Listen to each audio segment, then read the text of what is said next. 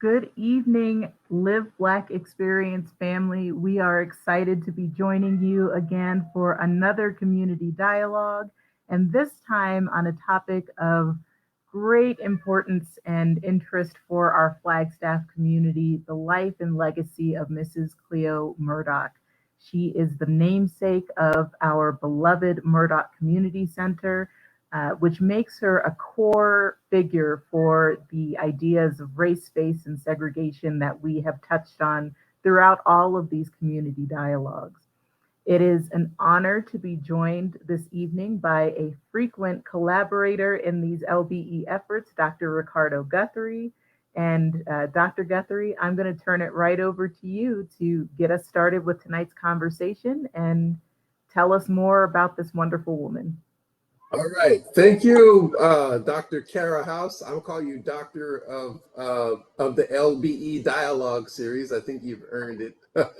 We've started this, boy, almost 2-3 years ago, and now it's a fixture. And I hope people can use these types of dialogues for their personal edification, classroom work, or just being part of the community.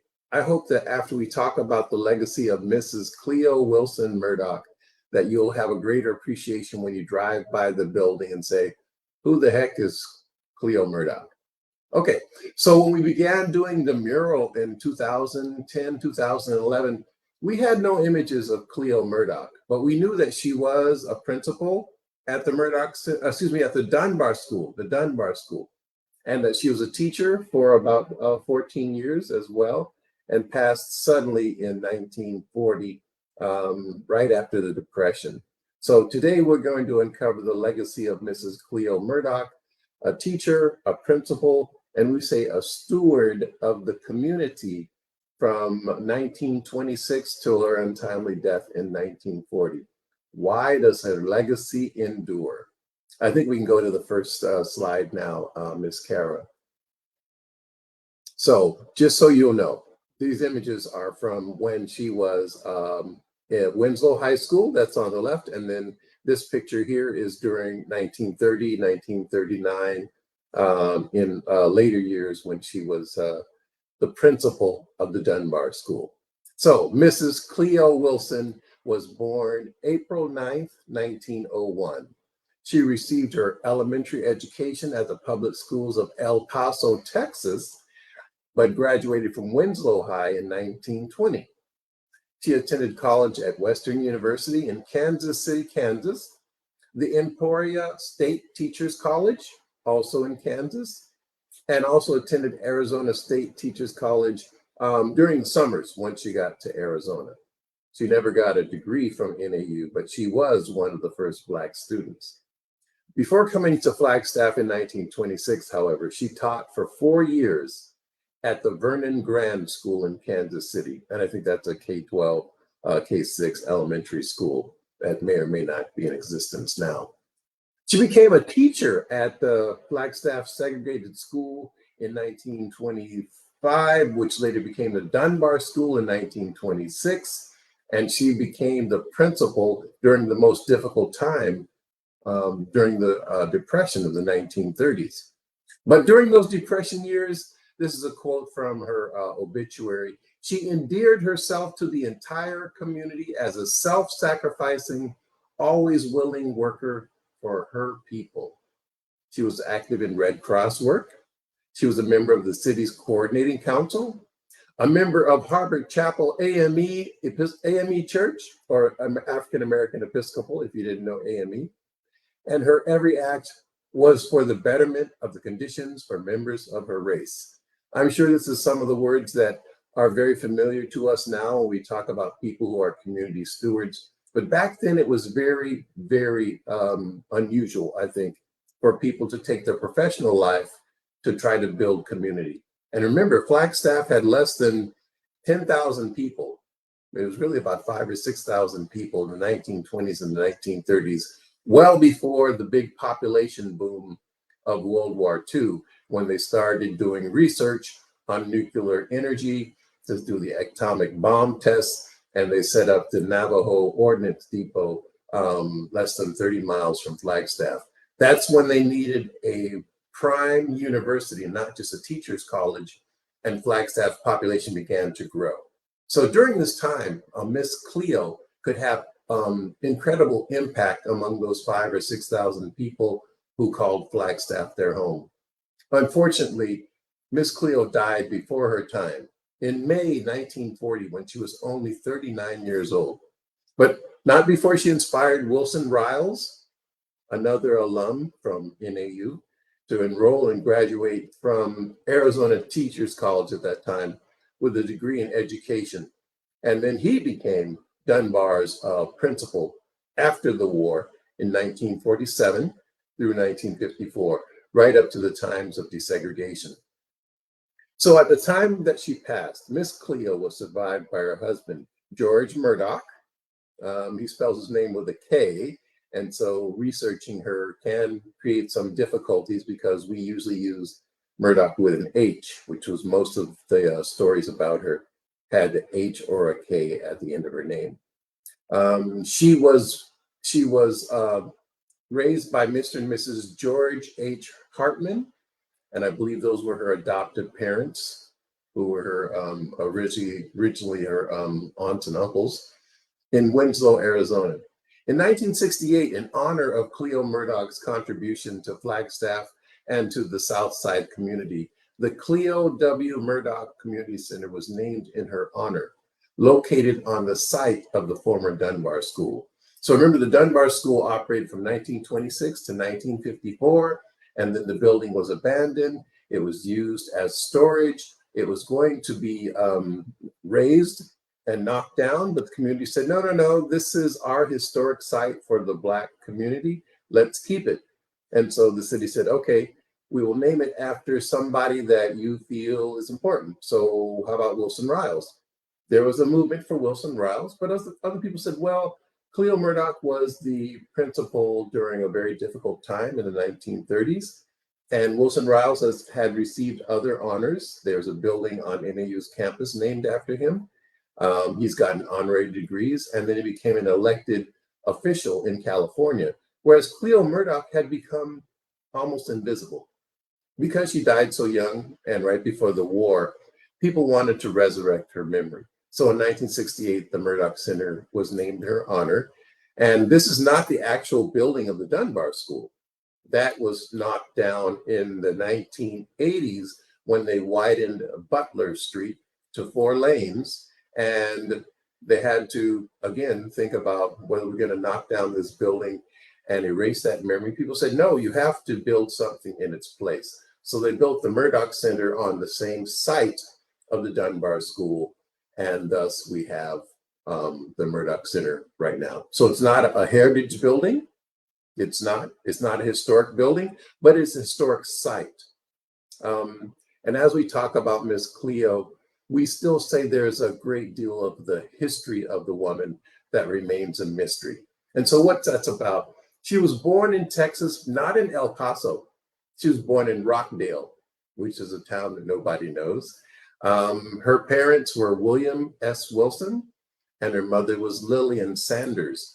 But as far as we know, she was raised by her uncle. Why? Because the 1910 census shows that Cleo Wilson lived in El Paso, not the place of her birth, in the household of George Hartman and his wife, who was named Tennessee Hartman. And Hartman was the son of Nora Wilson, who was Cleo's aunt.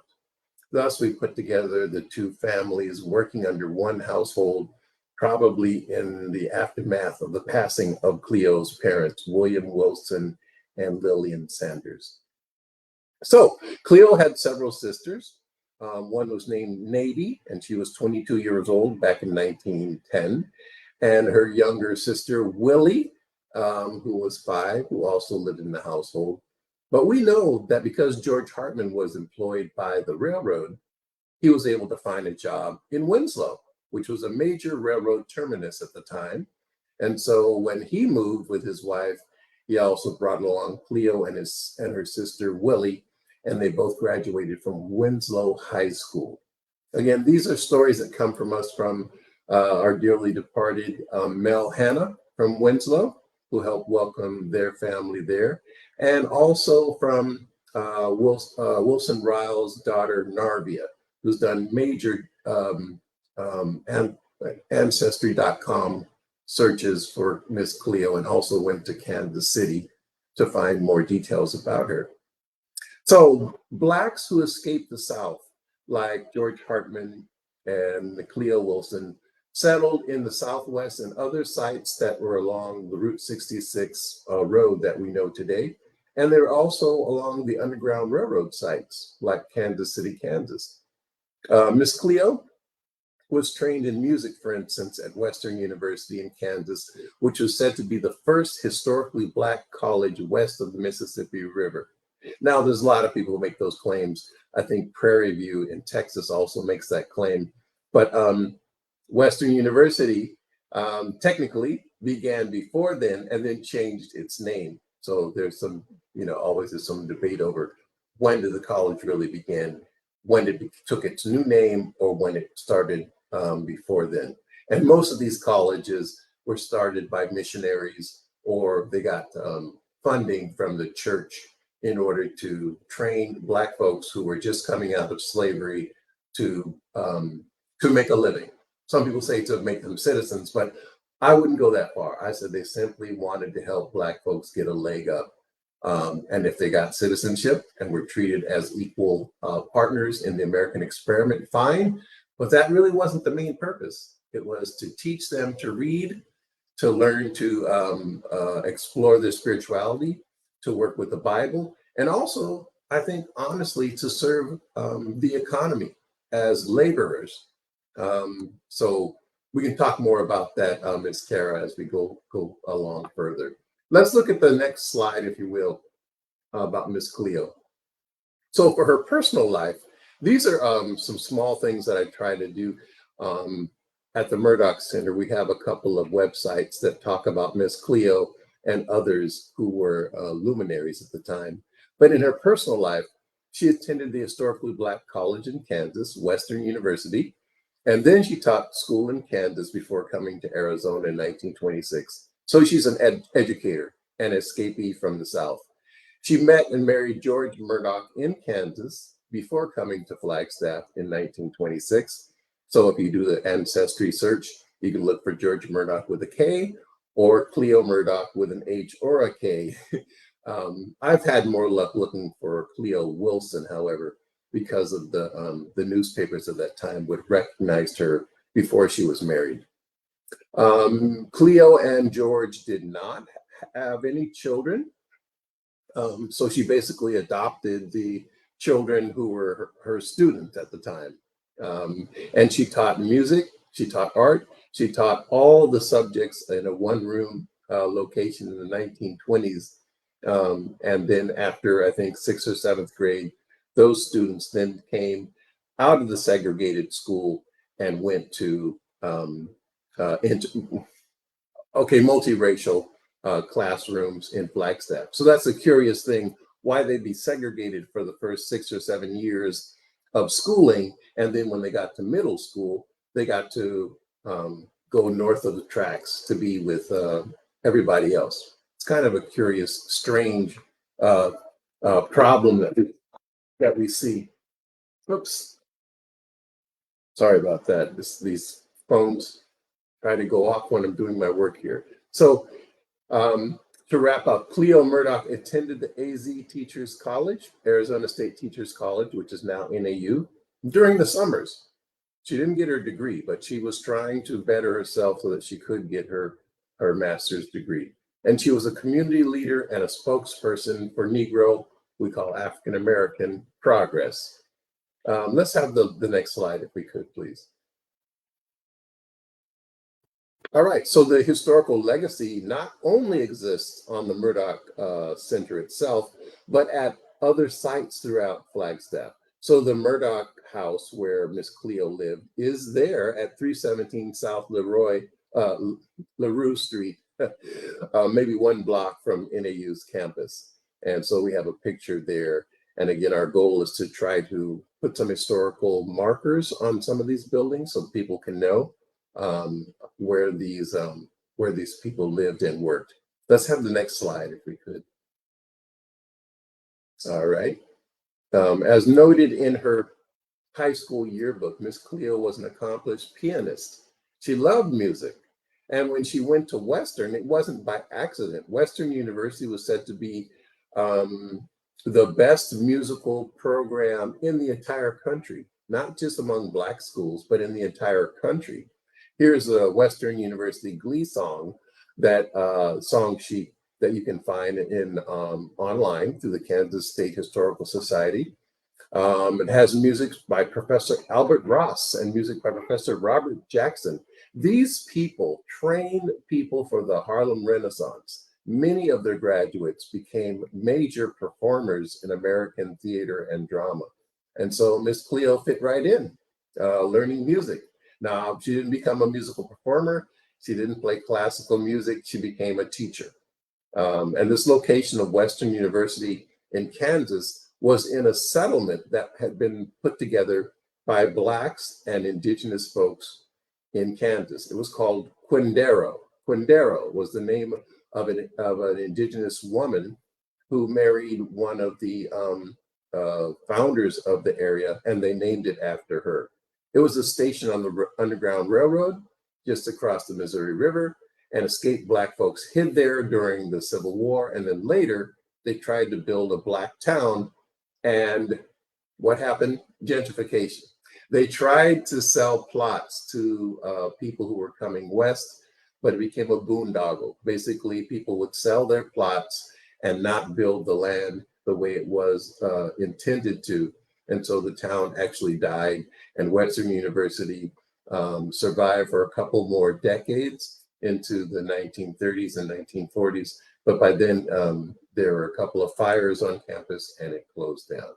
So I just wanted you to see that there's a theme here about escaped Black folks leaving the South, trying to create their own communities and running afoul of political and economic obstacles. It was said that the governor had been in cahoots with some of the land speculators. Does it sound familiar? And so that land had been basically stolen from the indigenous people, who said, we're going to set up a homestead here, and that if you want to buy some plots to build land for people, we'll let you do that. Well, many people from the Eastern Seaboard just saw a way to make money. And so they sold their plots and never really built the town the way it was supposed to be. Let's have one more slide. I think I have an interesting piece here for you. Yes. Okay, so Miss Cleo's history is a mystery. As I mentioned, being born in Rockdale but raised in El Paso makes it hard to search. Her father was William Wilson and Lillian Sanders, but she was raised by her uncle. The 1910 US Census shows that Cleo lived in El Paso with George Hartman and his wife, and that she had sisters, so on and so forth. So I mentioned this because this is part of the Southern migrations to the mountain that we talk about. Black folks didn't get on the railroad just because they were traveling for fun. They were escaping racism, and they thought they'd have a better opportunity in places like Winslow, Flagstaff, Kansas, and all along Route 66. So if you ever travel the Route 66, look for the major Black towns. They are there that are hidden among some of the major stops along the way. We call this as part of the Underground Railroad because it's an active pathway for many Southern Blacks like Cleo Wilson Murdoch, and it was still relevant decades after the end of the Civil War. So I'll stop here with Miss Cleo's mystery or history of mystery, and we can have a dialogue going forward, Miss Kara, and also with any concerns that people may want to provide in the chat. Thank you.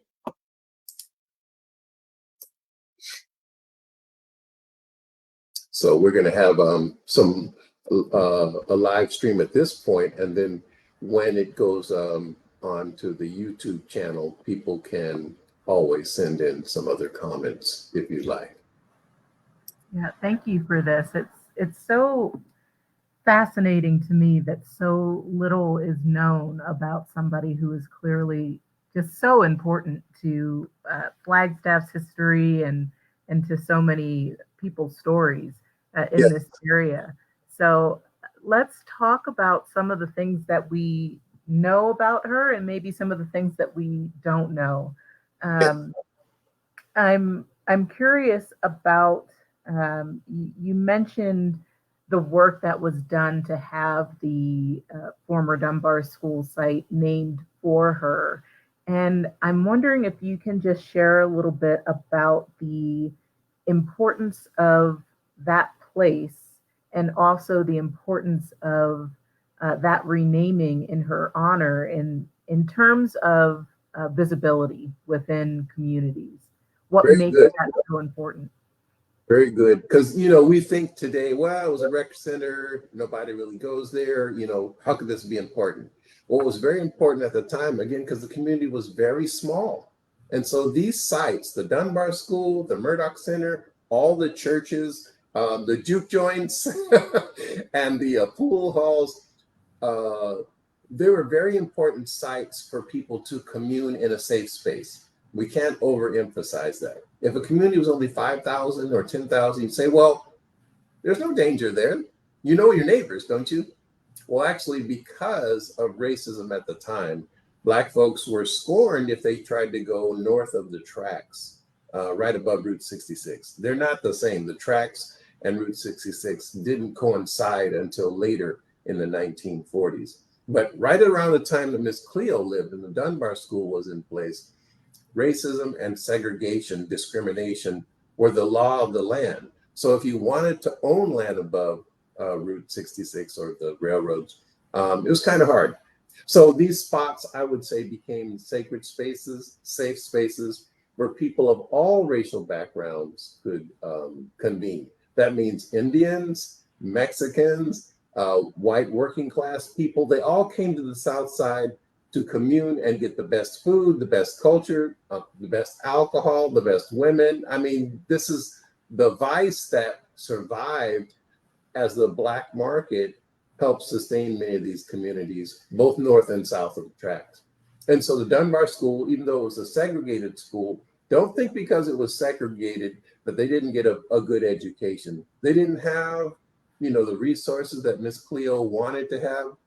More teachers, more books, more musical programs. But those students competed for some of the prizes and they would win, not just athletics, but in arts, music, and culture. And they were revered for their singing, acting, talents, and abilities. And Miss Cleo was very proud of that. They went to many of the churches and performed. And even someone like Reverend Sims, who took to the Dunbar School in the 1940s and early 1950s, she says, "Oh yeah, we were told that we had to use our skills to try to better everybody, and we got that at the Dunbar School." I keep making that mistake. The Dunbar School closed in 1954, and then the Murdoch Center becomes a rec center afterwards. I would call it a sacred space for racial healing, because everybody was welcome, not just the folks who were segregated. Yeah. One thing that was interesting to me in your presentation was just that idea of making place and building connections for the sake of community that happened in that community in, was it Quindaro? Yes, And then Quindaro. Mhm. and then that transferred over to the work that Mrs. Cleo did here in Flagstaff, and just that sense of community connection that was created.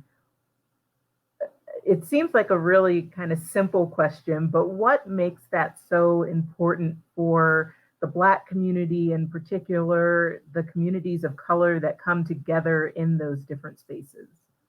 It's a good question. What's important about this? Uh-oh, are you there? I'm here. Okay. What's important about this? My Wi-Fi is kind of acting up. What's important about this is that many of the people who were at the bottom of society didn't have the money or the resources to make their presence known. So they had to use the community resources that were available to them, such as the school sites, the small townships, the churches, the rec centers. basketball, football, baseball, all of these became avenues for social progress because the political system was locked off from them. You have two separate societies, at least, black and white, or white and non-white, if you want to include indigenous people, Mexicans, Asians, etc. We were all together in a very diverse community. We had to get along. And so I would say you couldn't valorize segregation. We don't want to say that, no. But you want to recognize the ability of people to get along across cultures occurred in the Black communities, in the indigenous communities, in the Mexican communities, in the Asian communities. We were forced to get along. And nowadays we talk about integration as being a good thing. Maybe it is, but I would say to you, desegregation never really happened. We never really fully desegregated the society. And if you look at some of the locations in the South Side, it's still the most racially and ethnically diverse part of the city. And that is a strength. It's one of those things you can measure in dollars and cents if you say these are the consumers that we want to create products for. But I don't think American society ever really decided to make us fully fledged citizens. Want us to be consumers, want us to buy products, want us to be part of the working class and the professional class, but not necessarily leading society in a way that said, you know what? Teaching English for Kara House means that she's also going to look at the Black authors in addition to Shakespeare, right? And isn't that nice that Kara knows so much about Shakespeare? Isn't that great? And you're like, well, I want to know about Toni Morrison and Richard Wright and Langston Hughes just as much as Shakespeare, if not more. And so I would say these small communities were experiments on how social engagement can happen, and racial, ethnic, cultural diversity becomes a part of social capital, right? Not just the capital. These are things, again, that we learn in sociology and social justice to say we're going to put as much value on your cultural capital as on your social standing and how much money you have in the bank. And for people who escaped slavery and the South, that was very important because money was not the final determinant of their value or their worth. I know it seems kind of cheesy. Those are the words we want to use for diversity, equity, and inclusion, but they are a form of capital that people can use. And it's probably the more palatable way of sharing our worth than say, how much money can you contribute to this cause or that cause? I think people miss that all the time, honestly. Yeah. I love that. And I love what you said about just first of all, the different forms of capital, but also just the difference between being resourced and being resilient when it comes to the South Side. It's such a powerful image, I think, when we think about it as being one of the most diverse, if not the most diverse neighborhood in the Flagstaff community. And yet the conversations that we often have are about how under-resourced it is as a neighborhood. At the same time as we have those narratives of that resiliency, the fact that a place like the Murdoch Center stands in that historic location, the fact that they are surviving and thriving despite the challenges of things like the Rio and other challenges that community has faced. And I'm curious how much we know about Cleo Murdoch's speaking into neighborhood concerns for that location, or just the different community concerns of Flagstaff while she was here. Those are good questions. How much did she speak to it? We have one or two news articles that have her speaking at a church. And of course, it's interpreted by the journalist. Miss Cleo speaks on race relations, or Negro relations is what they use at that time. And of course, what she was trying to say was, we're just like you, we have the same hopes and ideals. Don't treat us badly just because you haven't heard anything about Black folks or met anything about Black folks. And those are the takeaway points that the journalist has. But she also was very clear about just letting the arts and the culture speak for us. It really was interesting to see that she had her students going all over the city and doing service work, service learning work, and that they were prepared to present and put the best foot forward. And again, I don't want to just romanticize that this was this great, warm, inviting place because Miss Cleo and others turned a negative into a positive. But that thing about resilience, Kara, that's not just, again, a throwaway word. You really have to focus your own energies and whatever resources you have in the face of danger, in the face of negative attitudes towards Blacks that were prevalent throughout the city and the region. So someone like Miss Cleo kept trying to improve herself. I think she would have been a great concert pianist in her hopes of all hopes. On April 9th, 1939, when she was 38 years old, Marian Anderson sang at the Lincoln Memorial in Washington, D.C. And I gotta believe that she was listening or being a part of that group of people who were applauding Marian Anderson for her operatic skills, for her musical skills, for showing how music can be a way to unite people, even though the Daughters of the American Revolution had refused to let Marian Anderson sing in Constitution Hall. That's again another small piece about, I think, the Miss Cleo theme, where she used music or Marian Anderson to try to unite people, but then was barred from, being in one of the major opera houses in the entire country. She turned a negative into a positive. That's one of the themes that we would mention, I would say. Yeah.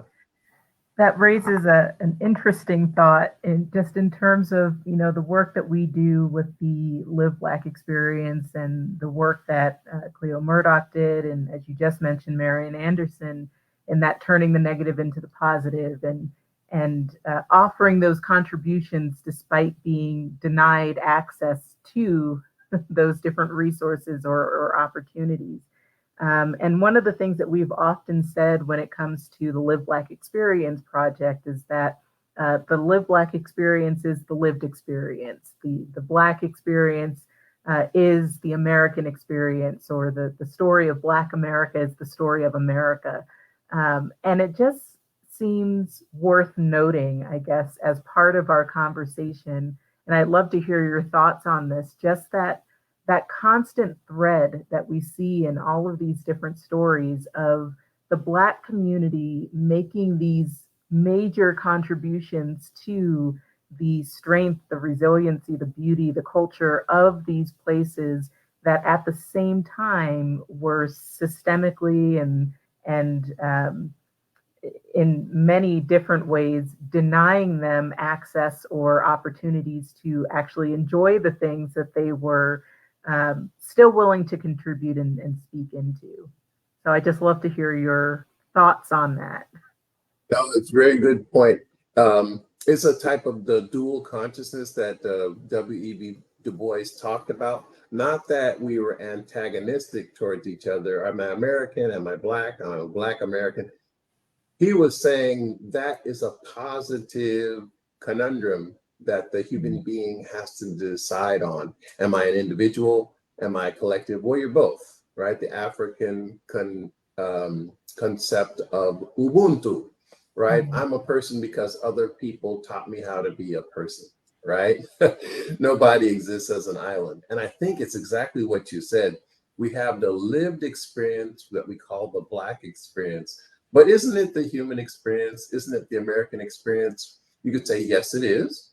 But on the other hand, you could say, well, no, it's not, because many people who are not Black or self-identified as part of the Black community, and I include whites who are part of the Black community, we sometimes get excluded because we decide that we're going to be part of a community that has knowledge, culture, art, history, etc. Is that the American experience? Some would say yes, because Americans come from all different backgrounds. Others would say no, because even though we come from different backgrounds, we've been excluded. We're Indian, we're Mexican, we're Asian, and we are not necessarily American. Whoa, wow, that's a hard one because the American society says that you are like a nation within a nation and that your experience doesn't count. I think after a while we give up trying to make it count. We're just going to do it. And if people hear us laugh, cry, sing, good. If they don't, that's okay too, because we're having too much fun doing what we're doing. A lot of the Black performers who were Black and trans, like Moms Mabley, during the night, she performed as a woman. And during the day, she dressed up as a man. She did that because she didn't want to be excluded from the things that she thought that men would get. She was a great performer, made a lot of money as a comedian female. But during the day, she dressed up as a man and she was treated differently. That's the type of thing I'm saying. Are we just like whites, only Black? No. Are we just like Americans, only Black Americans? No. Of course, my father and people from his generation would argue vehemently against that and say it's part of the American experience, whether they love us or not. And I would say, well, I'm not interested in fighting that battle. Let's just do what we have to do. And it turns out, hey, the Live Black experience, again, is something that everybody can be a part of. How do you do that? If I'm a white person living in the Black community, I'm part of the Black community. If I buy in, if I support that community, if I'm married or if I have children that I'm raised, I know many whites who raise Black children or Latino children, etc. Doesn't make them more Latino or more Black. It makes them part of that community that they're serving. Same thing with the LGBTQ community as well. You can serve and not just be allies, but accomplices to this great thing called life that we're doing. And again, I don't want to be philosophical and romanticize these racial divisions, but people like Cleo Wilson, Wilson Riles, Reverend Sims, they showed us that the Black experience was so powerful that who wouldn't want to be a part of it? Who wouldn't want to join us in this thing? And after a while, we're not going to call it Black, white, or whatever. We're just going to call it something on a higher plane above America, right? Be part of the beloved community, as Martin Luther King would talk about. Again, those are hard concepts when people get stuck by the racial dynamic or at the skin level of experience. So aren't you doing the same thing by calling it the Live Black experience, Kara? No, that's not what I'm doing. I'm trying to make you see us. And once you've seen us, then maybe that Blackness will mean something else than just, oh, I'm in danger, I'm threatened, or you're impoverished. Wow. You mentioned a lot of things, so I'll just stop there. I want to get back to the things that we know and maybe don't know about her, about Cleo Murdoch's life and experience. And before this session, I had some folks reach out with some different questions about the things that we maybe don't know. And one of them was, what do we know about her husband? Right. Well, you know, through the wonders of Ancestry.com, Mrs. Narvia Bryant, who's the daughter of Wilson Riles, she has done some fabulous work. She said, now, George Murdoch never moved to Arizona. We don't know why. Maybe he lived in Kansas, but we do know that ultimately he passed away in California. So we're not certain whether he continued his teaching career in Kansas and then moved to Kansas when Miss Murdoch died in 1940 or what. But they had been separated for quite a while, from 1926 to 1940. And by all indications, he shows up in Winslow on the census, I think in one of the years, 1930, but by 1940, he doesn't show up there. And then he winds up coming to the funeral, of course, in 1940. And that's one of the mysteries that we'll have to dig a little bit further about. I'm sure we can find out, because most of these Black professionals, like yourself and others, you graduate from college. It's a very small set of people who who get to do that, believe it or not. We still think it's common, but it's still very uncommon. Less than 1 in 10 in the world. And then among the Black community, it's a little bit higher, but it's still not at the level that Du Bois was talking about. Again, so Du Bois was talking about the talented 10th, those people who would lead us through education, arts, and culture. And he was called an elitist for that. But he was saying, wait a minute, coming out of slavery, if we get 10% of the people could read, write, and get a degree, that's a major step forward. So I'm not saying something that's really simple, and I'm not saying that we're the only ones. But if we can get 10% of our people to understand their role in serving others, then I think that'll be a good goal. And I still think that's the case. I'll leave it there, and we can continue on with some of the questions you might have. Well, that's an interesting point you make about just I guess you could call it sacrifice and service, but one of the things that I find interesting in her story is you shared early in your presentation that she didn't finalize or finish her degree at the Arizona Teaching College. And yet, one of the things we know about her is how hard she pushed for Wilson Riles to complete his education. And that also seems to be such a huge trend in particularly the Black community, is taking that opportunity for education that was struggled for and often not completed or denied, and pushing it as something so core and important for upcoming and future generations. So is there information about why that was so important to her for someone like Wilson Riles, or why that was just so important to her in general?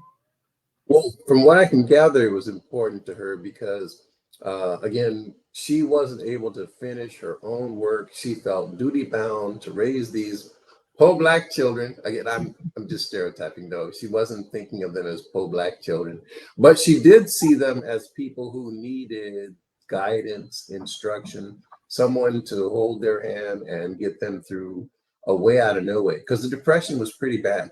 I mean, it was horrible. And so to take time away from work to go to school was a cherished endeavor, a cherished way to be free for at least a little while. And in her classroom, she didn't take no stuff. She made sure that people were well taken care of and that they were respectful. And so I think, again, I'm just projecting what I feel she was trying to do. She saw somebody who had a potential, this tall, lanky dude named Wilson Riles, 6'4", and being a lumberjack, just making money cutting wood. She said, you can do more than that, and get on over to that college. And he's like, I got 2 pennies in my pocket, or 2 nickels, whatever he said it was. And here she was thinking, I could go to school. Wow. I think that she was one of those people who had the ability to see the potential in somebody and actually force them to act on it. Isn't that what a principal and a teacher, right, and a mother should do for someone who didn't have children? Again, projecting what she would do with those skills. If we look at her yearbook, it's really glowing in terms of what her abilities were and what she could do. And I think that, again, is why she said, I got to get these other people like Wilson Riles to do something with it, because I didn't get a chance. And I looked at her course record, her transcript, and you could see the things that she was taking: arts, writing, statistics, as well as the educational courses that were part of her major, but probably didn't have time or money to continue working every summer. And so she went for 1936, I think, was one of the summers that she went. And then that was about the time she met Wilson Riles and twisted his arm to go. There are many other people who talk about that, who are part of the collection at Klein Library that explain what Miss Cleo meant to them. Again, very small community that had a big impact.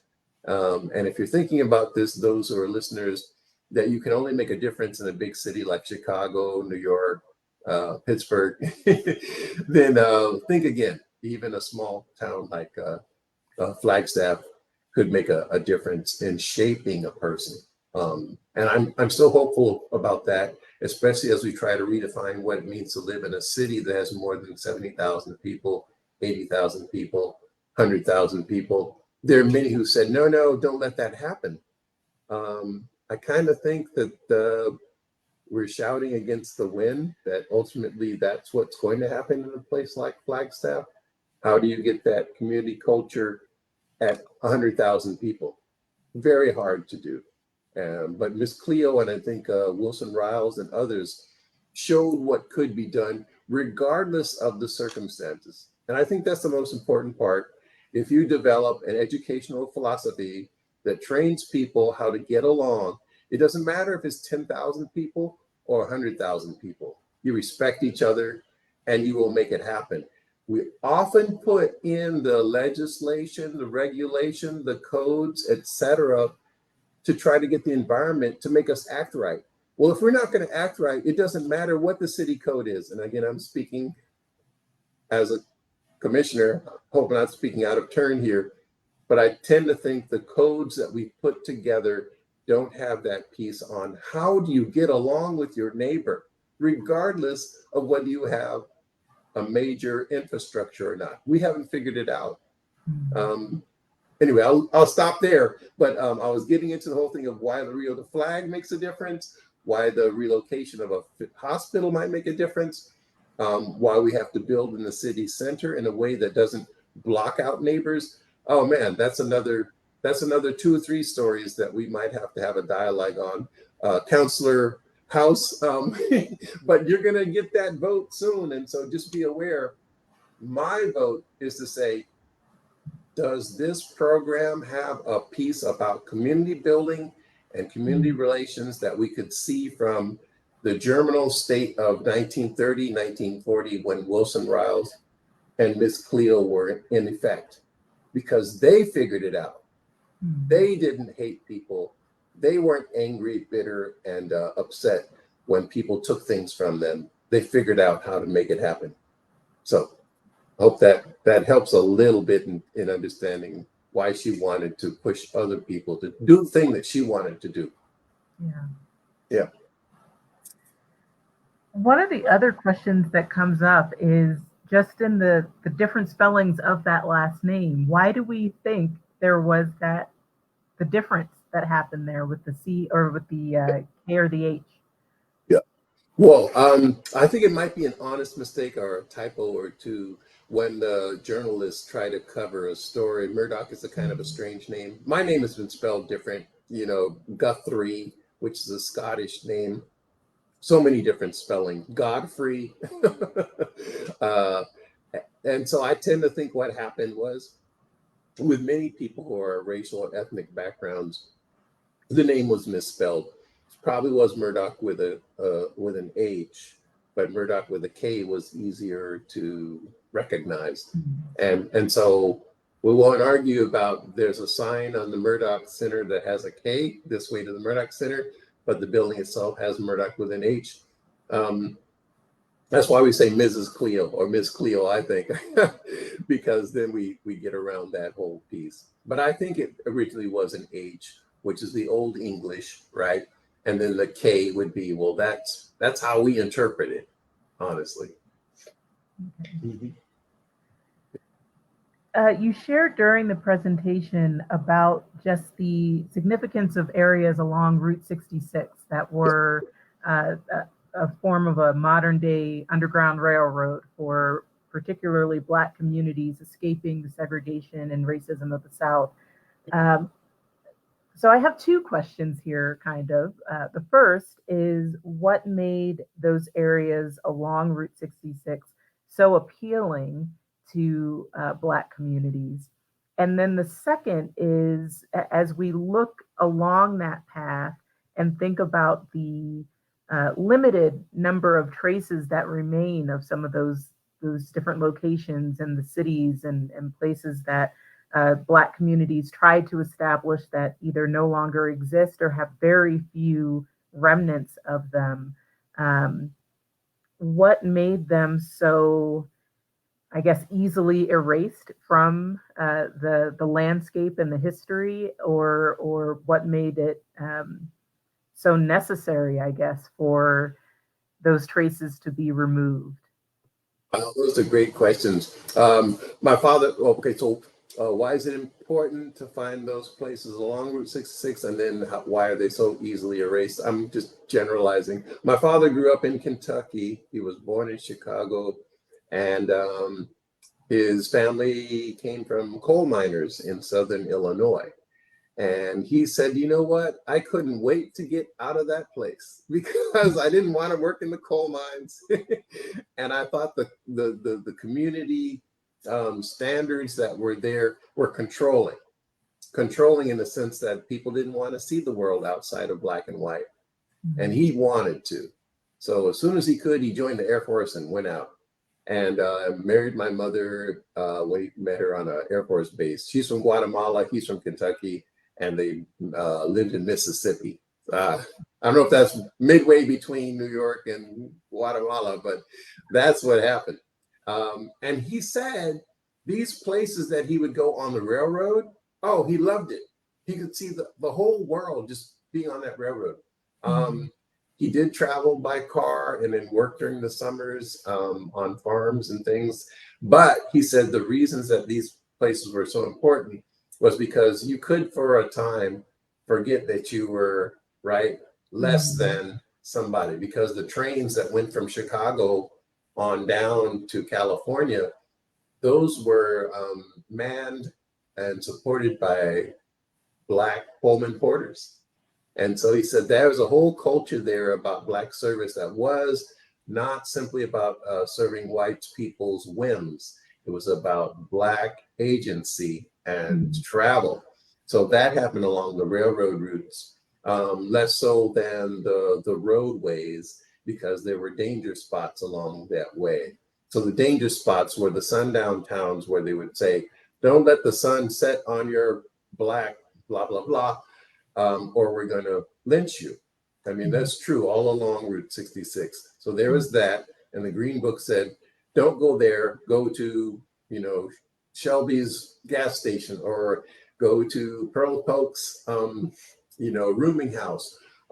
So those spots became cherished places that then grew up to have the most racially diverse and supportive and welcoming communities, not the sundown towns, which were controlled by the Ku Klux Klan and white supremacists and others.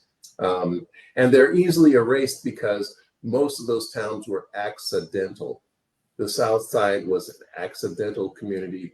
Let those Black folks live south of the tracks. It's close to where the lumber mill is, close to the restaurants, close to the entertainment district and the red light districts, where prostitution, drugs, alcohol were freely flowing and were not policed.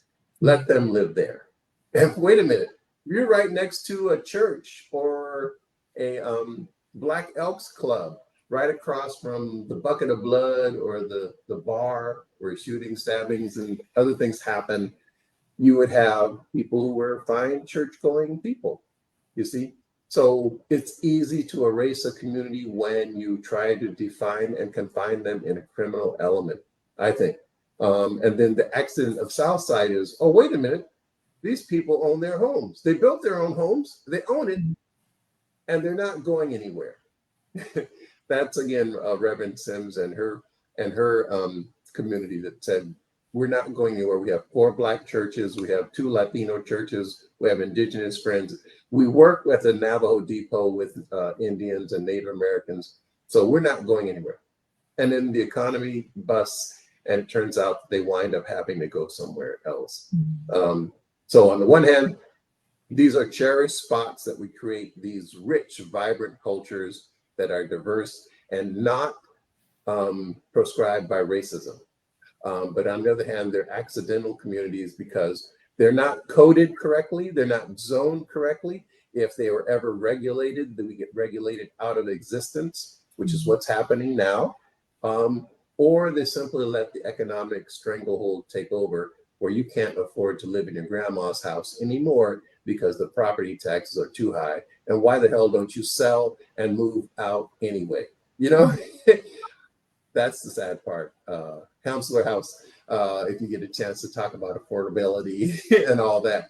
Again, it starts with, do you want us here or not? And if the answer is no, then where would you want America and other countries, other communities to live? Not by accident, but on purpose. That's still a conundrum, I think. Yeah, very, very true. Yeah. You know, as you're talking about just that passage across the rails and going along Route 66, I was reminded of a quote that talks about the phrase utopia and the two different definitions of it as being either utopos, the place of dreams and vision, and then utopos, which is the place that can never be. And it's that idea of folks traveling along that pathway towards that vision of what could be and reaching there and having it either sustained and established and resilient, like places like the South Side, while also seeing them paralleled in that place that can never be. It doesn't ever quite rise to the point of what the dream was, but they're there and they're holding on to that little fraction of it. I just this past weekend had the opportunity to do the Flagstaff Green Book Tour, which I believe you contributed very significantly to, at least some of the background and the histories of the different places. And you mentioned earlier in the presentation the importance of work of putting historical markers and things like that at different locations.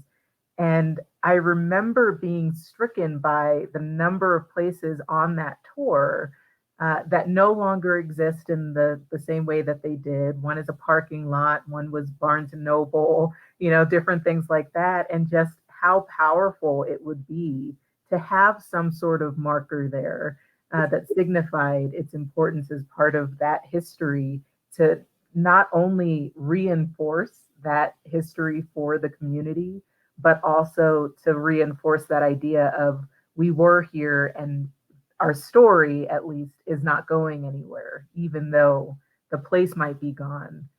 The purpose and the story of it still goes on. Well said. And I'm gonna have to get those quotes about utopos and utopia, because there have been several communities that tried to build utopias in, you know, Wisconsin and many of the other places that they tried to cherish the natural versus the built environment. And many of those places, they get wiped out. One was in Central Park in New York. Those were Black and white and working class communities. They said, you know what? We don't like race mixing, and we're going to take your land and make it a park for everybody now. Isn't that good? And people were like, well, actually, no. Why would you take our land just because we're doing the American thing, which is supposed to welcome everybody? So you're right, not just the Green Book, but thank God we have the Green Book to explain the different sites that no longer exist.